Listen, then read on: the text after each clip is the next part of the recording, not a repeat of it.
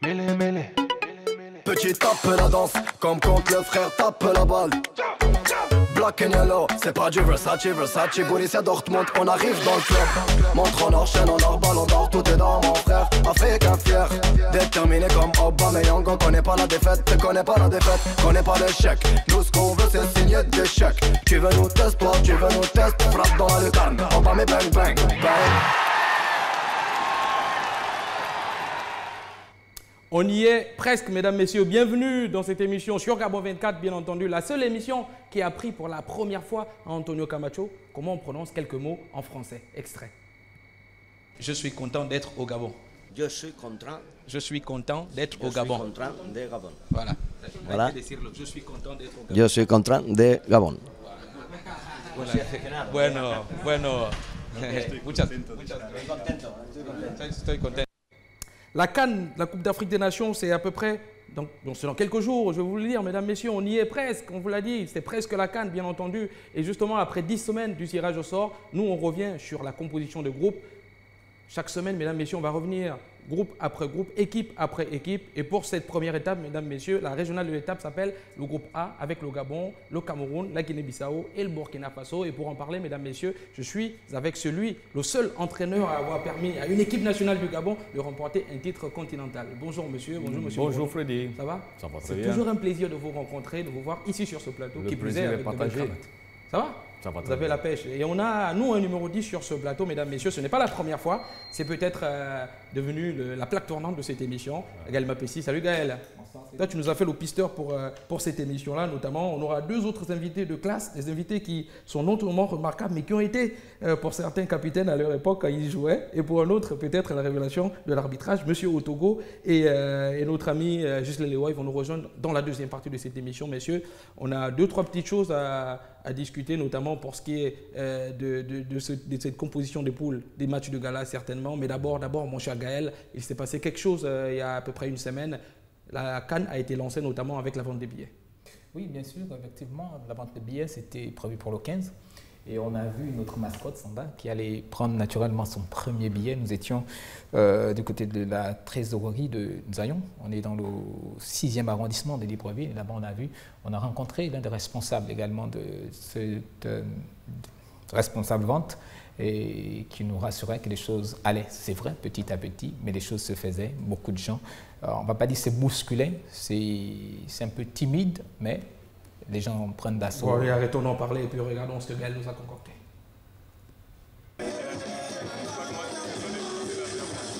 Ça y est, la vente des billets pour la Coupe d'Afrique des Nations Total 2017 a été lancée ce jeudi 15 décembre dans plusieurs sites dans l'ensemble du territoire national, notamment au Trésor public de Nzayon dans le 6e arrondissement de Libreville. Samba, mascotte de la compétition, a profité pour se procurer son billet pour le match d'ouverture. C'est effectif. Aujourd'hui, le jeudi 15 décembre, le lancement de billetterie officielle de la CAN, il n'y a pas que le Libreville, il y a également les provinces. Au moment où je vous parle, les trésors ont commencé à vendre à l'intérieur du pays. Donc les ventes ne sont pas uniquement focalisées qu'à Libreville. Les billets coûteront entre 500 et 40 000, précise le COCAN, avec des tarifs différents pour la cérémonie d'ouverture du samedi 14 janvier à Libreville de 2 000 à 20 000. Des tarifs qui changeront après la phase des poules. Il est clair que plus on évolue dans la compétition, les prix augmentent. Mais pour le match d'ouverture, par exemple, la première catégorie coûtera 20 000, la deuxième 10 000 et la troisième 3 000. Plus on monte, le pic c'est la finale, où on aura la première catégorie 40 000, la seconde 20 000 et la troisième 5 000, si je ne me trompe pas. Les billets, 500 000 au total selon le porte-parole du COCAN, seront en vente dans les perceptions et les trésoreries des 4 villes hautes, Libreville, Franceville, Port-Gentil et Oyem.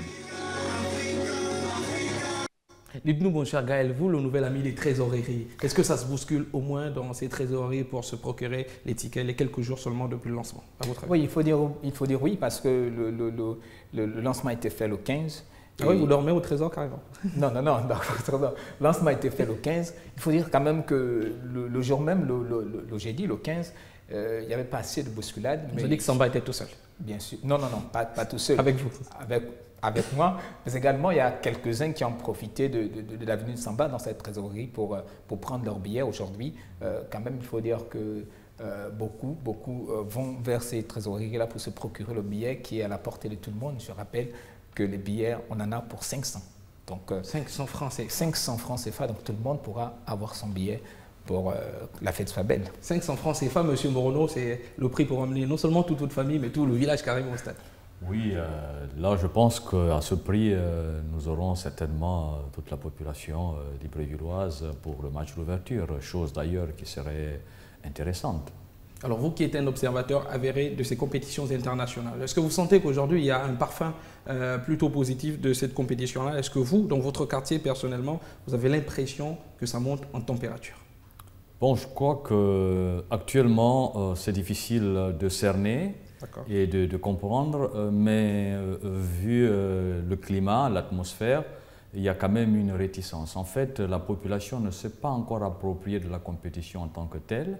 Mais je crois qu'au fur et à mesure, avec la publicité et avec la communication qui certainement va s'intensifier, je crois que la population va s'imprégner petit à petit à ce qu'elle puisse être présente et pourquoi pas s'approprier de la compétition. Bon, d'autant plus que en fait, l'élément moteur, catalyseur, c'est en fait son équipe nationale.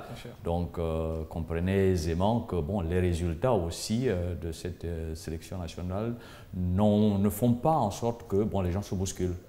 Mon cher Gaël, vous avez l'impression qu'il y a aussi une sorte de retard à l'allumage en ce moment ou plutôt une sorte de retard à l'allumage, c'est diesel en ce moment pour ce qui est de la CAN.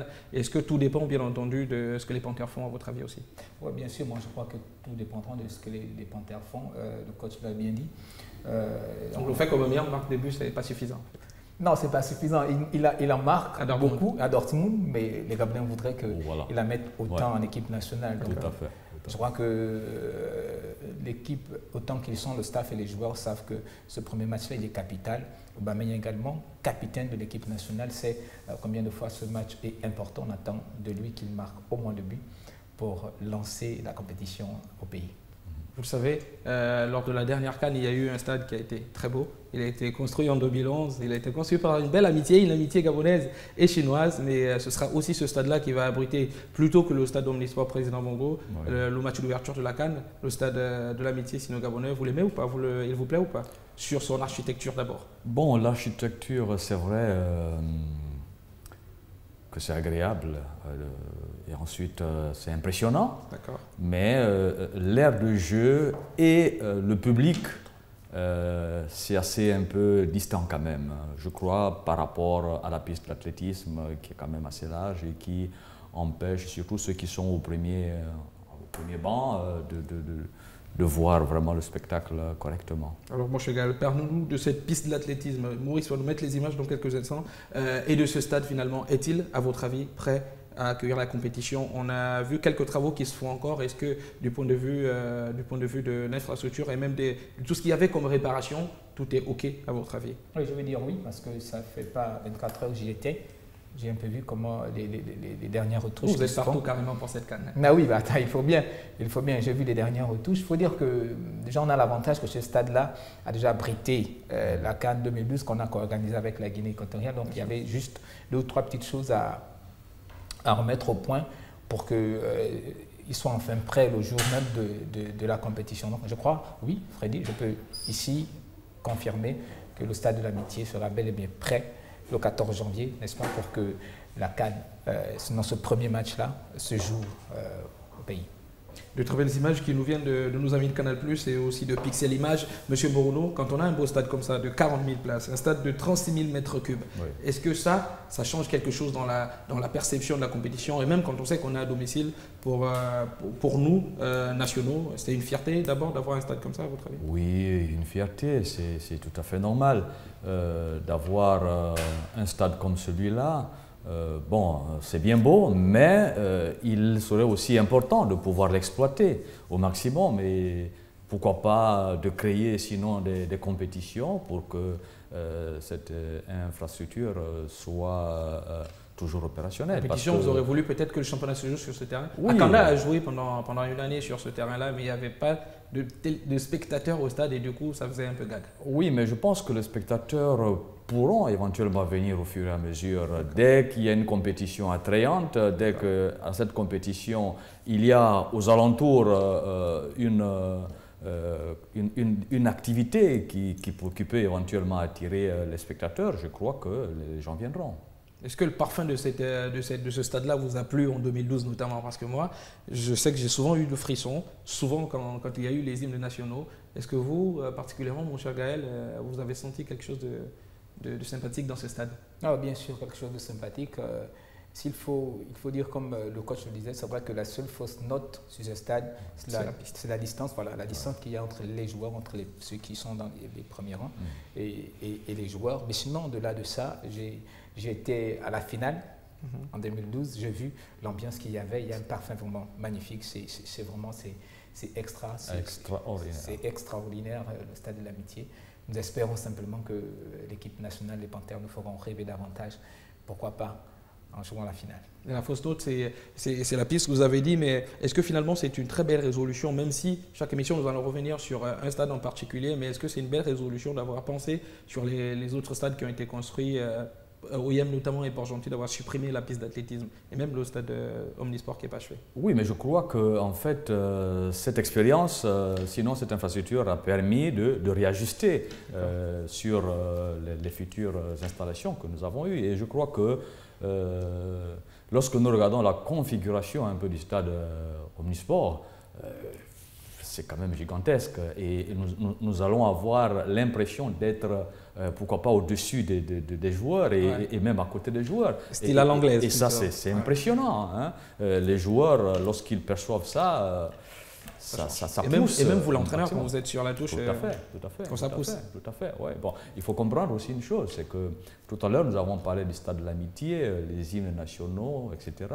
Mais là aussi, ça a été la ferveur de la population qui a adhéré à cette compétition, qui a adhéré à cette CAN et qui est venue massivement soutenir, en fait, pas l'équipe nationale, mais la compétition elle-même, parce que l'équipe nationale était déjà éliminée. Et donc, là, il y a eu un élan patriotique de ce que cette finale s'est jouée au Stade de l'Amitié et à Libreville, et la population a adhéré massivement. Avec un record d'affluence en finale, notamment 40 000 spectateurs, c'était énorme. Vous y étiez ou pas? Oui, j'ai beaucoup apprécié le feu d'artifice. Ah oui, carrément. Mon cher Gaël, il n'y a pas que les stades, il y a aussi les hébergements. On a eu quelques soucis avec les proprios qui n'ont pas voulu qu'on filme les hôtels, mais parlez-nous-en très concrètement. On rappelle juste que le stade va abriter, ici à Libreville, il y aura la poule A, avec le Gabon, avec le Cameroun, avec le Burkina Faso et bien sûr la belle Guinée-Bissau. Les hébergements, qu'en est-il?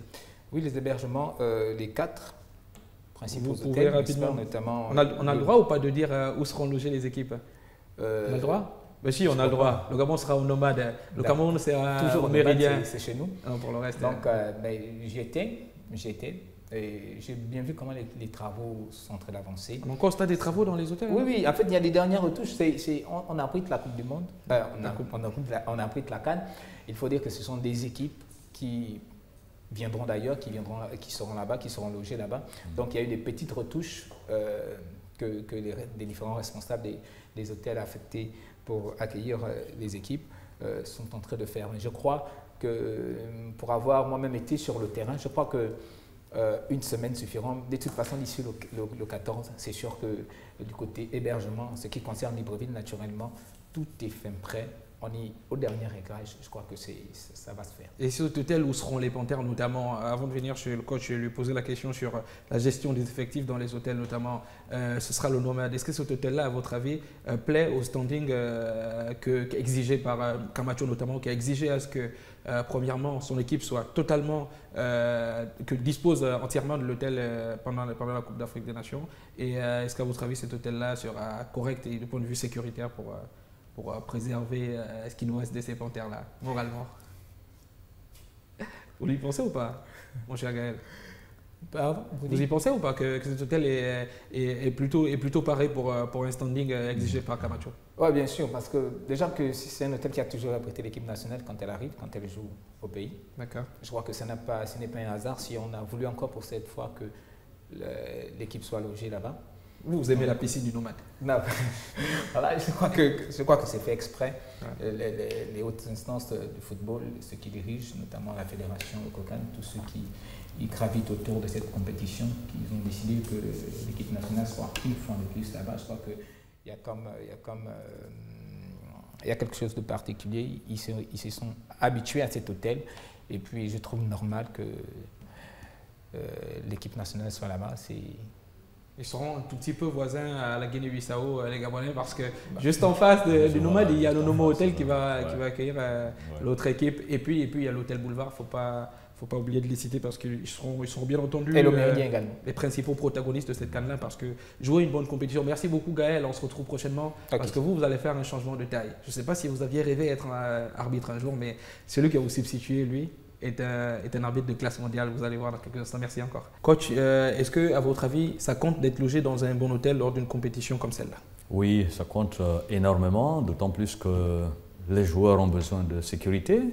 Les joueurs aussi ont besoin d'un environnement serein et ils ont besoin aussi d'une intimité, parce que n'oublions pas que rester quand même un mois en dehors de leur famille et un endroit sécurisé où l'environnement est serein permet à ce que les familles puissent venir leur rendre visite et ça leur permet aussi de se détendre. En plus, cet hôtel-là, vous le connaissez très bien. En 2012 aussi, coach. L'alimentation est excellente, le service aussi excellent et puis bon, je crois que les joueurs... On n'a pas changé chef cuisinier 4 ans après? Bon, si, je crois que ça a dû changer, et bon, de toute façon, certainement que ça s'est amélioré, hein, au fur et à mesure que les années avancent, certainement que les gens se sont améliorés, voilà. On s'est fait trahir par le réalisateur. Monsieur Castan, bienvenue. Vous êtes le capitaine des arbitres. On a un sélectionneur là, lui, ancien sélectionneur, et vous, nous, on est enchantés de vous recevoir parce que vous êtes une vraie fierté pour ce qui est de l'arbitrage et même pour ce pays-là. Monsieur Castan, ça va? La CAN, vous la préparez comment déjà? La CAN, on la prépare dès qu'on a été présélectionné par la CAF, parce que la CAF a envoyé la liste il y a un mois. Bien sûr. Des 38 arbitres présélectionnés pour cette compétition. Donc nous sommes 17 arbitres et 21 assistants. Donc nous préparons et nous aurons un stage de préparation du 6 au 13 et le 14 nous démarrons la compétition de plein pied. C'est parfait, mesdames, messieurs, la transition est toute trouvée. On est parti des stades aux hébergements et maintenant on entre de plein fouet dans la compétition et donc récapitulatif sur les groupes après le tirage au sort.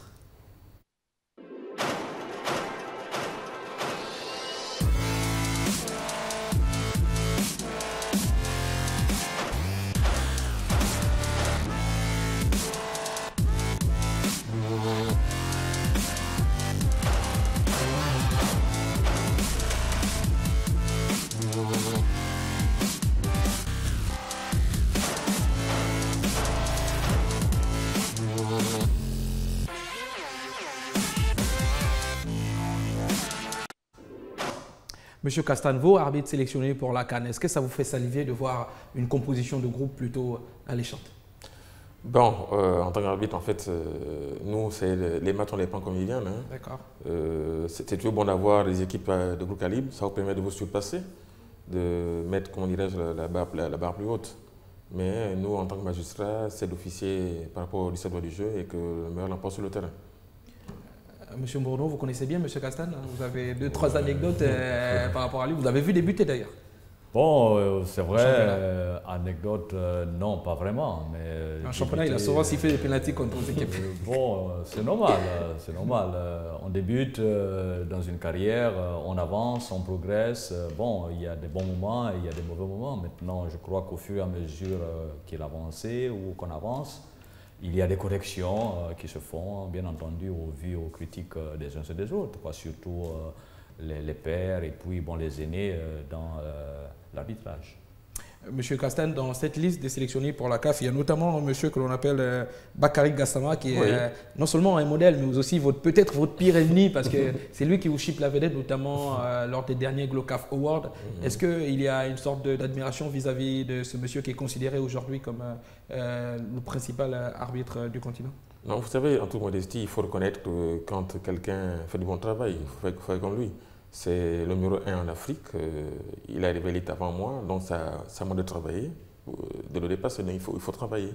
C'est une concurrence saine qu'il y a dans le groupe élite, nous sommes une vingtaine d'arbitres élite, donc c'est à chacun de travailler, chaque match est une finale pour nous.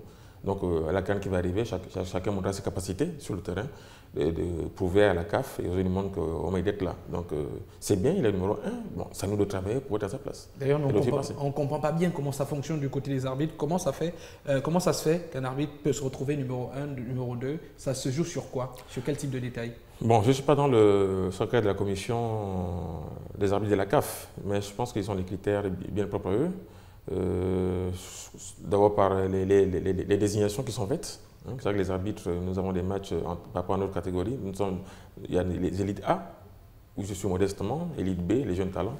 Donc les élites A sont eux qui font les grands matchs, les éliminatoires de Coupe du Monde, les phases de poule de Ligue des Champions de la CAF et de la Coupe de la Confédération, les huitièmes, demi-finales. Donc c'est à partir de ces matchs-là que nous avons évalué et que la commission des arbitres de la CAF retient, par rapport à ces critères, elle a son pouvoir discrétionnaire, donc retient le trio qui fait partie des meilleurs pour le Gloire Award.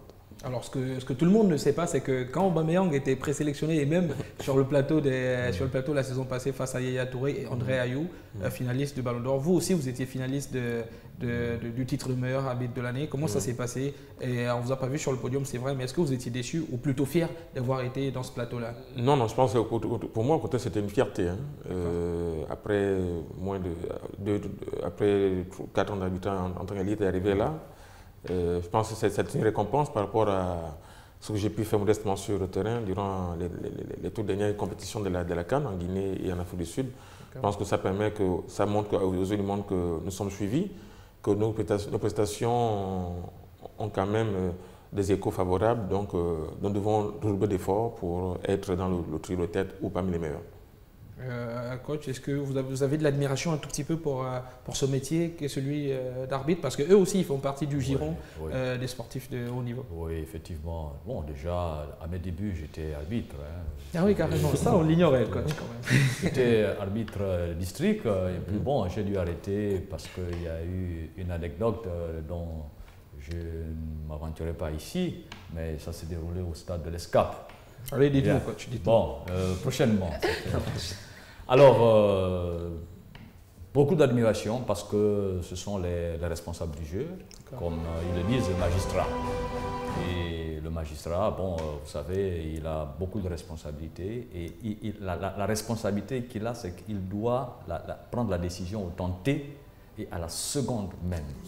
Il n'a pas le temps de réflexion. Alors que bon, le spectateur, il a le temps de réfléchir, de voir l'action, etc. À la télévision, on a le temps de voir le ralenti et puis de spéculer, alors que lui, il doit prendre une décision. Et donc, c'est vraiment difficile et c'est vraiment contraignant, mais chapeau parce que, comme on le dit, le métier de l'autre est facile, ce que je fais, c'est le plus dur. Monsieur Castan, ce métier-là, on le voit à l'image, c'est un métier où il faut être top, et au top, vraiment au top physiquement. Oui, l'erreur n'est pas admise à notre niveau, donc l'erreur humaine, donc on a le devoir d'être toujours au top, chaque jour, à chaque match que nous avons l'honneur d'officier. Donc c'est ça, à chaque match il faut être concentré, dès qu'on a une désignation, il faut se préparer, déjà voir le terrain qu'on va courir, c'est les synthétiques par rapport à la chaussure qu'on va porter, l'environnement où vous allez, est-ce que le climat assiette par rapport à ce que vous allez mettre comme équipement. Donc il y a toute une préparation qui se fait en amont pour prendre le match quand il arrive et essayer d'être à la hauteur de la mission qui vous incombe. Coach, pendant la compétition, on espère. De toute façon, M. Castan, c'est pas sûr qu'il soit dans le groupe A. Parlons-en justement de ce groupe A. Coach, nous, on a envie d'avoir votre avis sur le Gabon d'abord, parce que présentation du Gabon avec son nouvel entraîneur. Quel a été votre regard sur la nomination du nouvel entraîneur José Antonio Camacho à la place de Jorge Costa? Bon, un regard critique, d'autant plus que le temps ne lui est pas favorable.